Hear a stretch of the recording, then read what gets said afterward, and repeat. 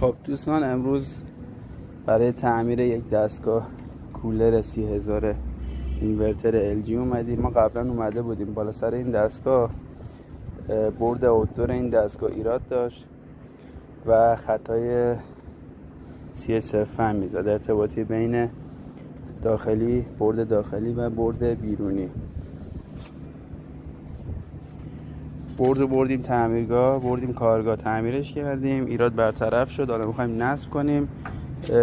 میخوام فیلم بگیرم از نحوه نصب این برد و نحوه نصب کانکتورهای این برد. حالا دوستانی که آشنایی ندارن با بردهای LG ببینن که کانکتورها به چه صورته و چطور نصب میشه این کانکتورها.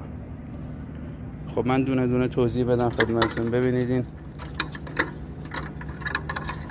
این دوتا ورودی و خروجی به راکتور این دستگاه است. این برق فیلتر شده از راکتور به برده، این هم برقیه که مستقیم میره سر راکتور و توسط این سوکت آبی برمیگرده. حالا من چون دستم یه مقدار گیره دوربین خیلی مسلط نیستم روش. خب این دوتا چون یه ذره جاگیر بود من اول جا زدم.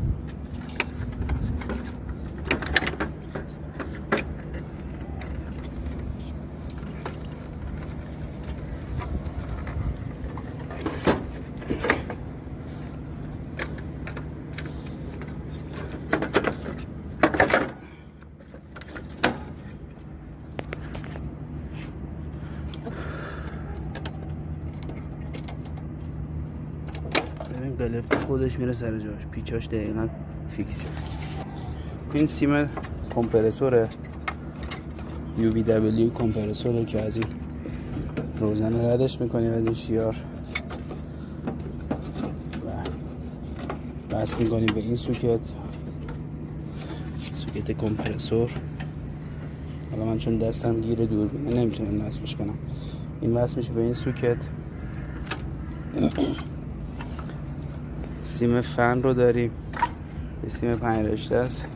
حتما باید از این شیارا ردش کنیم که بعدا موقع بستن قاب سیم آسیب نبینه. ببینید دقیقا نوشته CN موتور، خودش اصلا داره بهت میگه من کجا نصب کن. یه مجموعه سیم سنسور و EV و عرضم به حضورتون